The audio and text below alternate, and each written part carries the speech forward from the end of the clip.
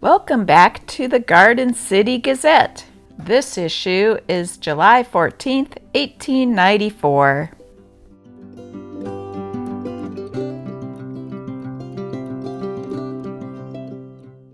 Around the town. Where are the fine stables that used to be kept in this city? Ask Inspector Jesse why he has ordered all the walnut trees in town to be cut down. To confine vice. The election of W.S. Haley as city marshal is regarded with serious forebodings by the evildoers in the community. Good people hail the new regime. There have been more streetwalkers in Walla Walla than ever before in its history. Some of them have rented houses in good neighborhoods and caused disgrace to the communities. Complaints have been made against this sort of thing without effect. Some of these women, under one pretense or another, have secured leases to rooms in the upper stories of buildings along Main Street. They are penetrating even office buildings, so that a respectable matron is gossiped about if she is seen entering a stairway. Families who reside in basement blocks are harassed by this element. The citizens demand change. It is believed that the police might drive the outcasts to an out-of-the-way quarter where they might be huddled together and watched. Then small boys, young girls, and men under age could be kept away from these destructive influences by the police. Dilapidated sidewalks. The sidewalks are in bad condition. In numerous places, boards are loose, and they are liable suddenly to tap a person under the chin with scientific uppercut when one is off his guard. In many instances, boards are broken, which might cause damages to be brought against the city by injured individuals.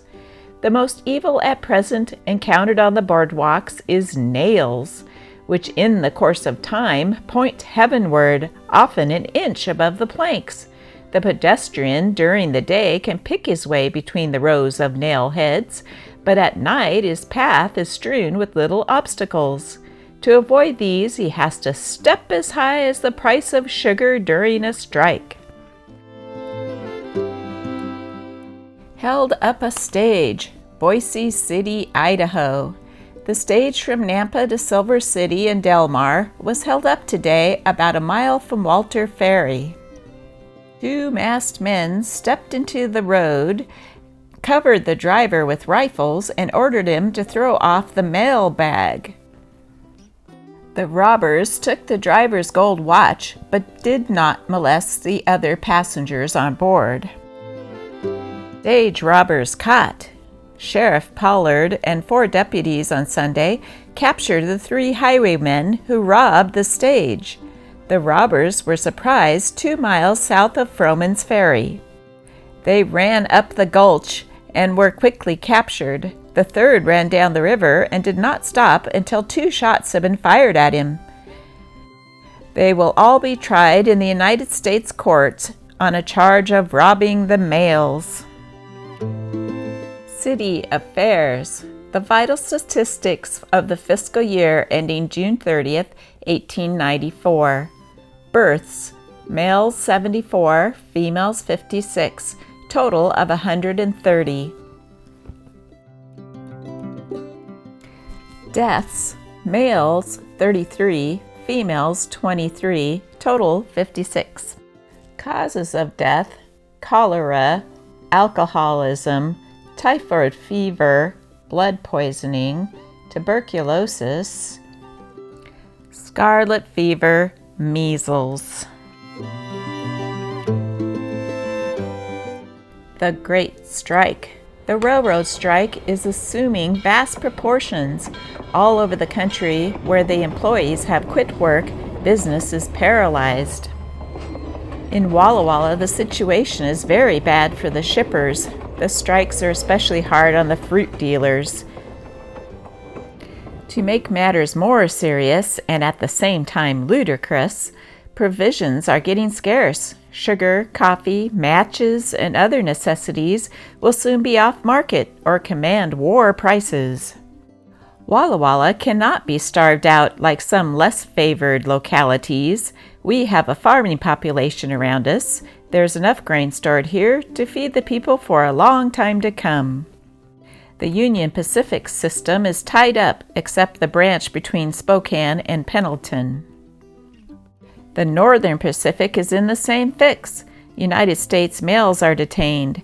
Passengers have to resort to the use of handcars or walk. There wasn't a fight of any kind except wars of words on Election Day, the time when a political dispute had to end in black eyes and twisted noses is past. Walla Walla appears to be a peaceable community.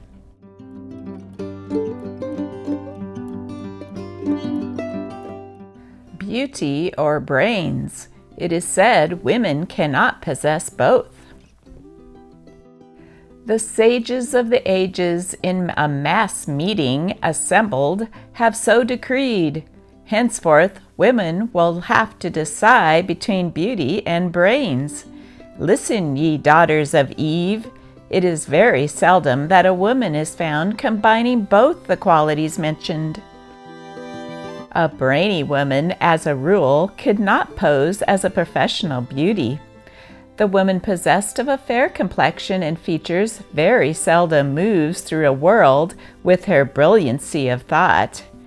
Why the two coveted qualities cannot be successfully combined is beyond comprehension. As far as men are concerned, they prefer a pretty face or exquisite manners to all the philosophy in the world. Women may say that men are fickle, but that does not change the facts of the case. Beauty always has and always will rule the world. Does not always mean beauty of feature. Some of the most charming women are not prepossessing, but they are simply irresistible in manner. They often charm men where the indolent posing beauty has no effect. Let either class of loveliness enter upon the discussion of deep subjects, and their magic spell is gone, to return only when they deal in commonplace remarks or suggestions of wit. Therefore, it is better to cultivate an amiable disposition and beauty of face and manner than to be called highly intelligent and discourse on the weighty subjects of the day.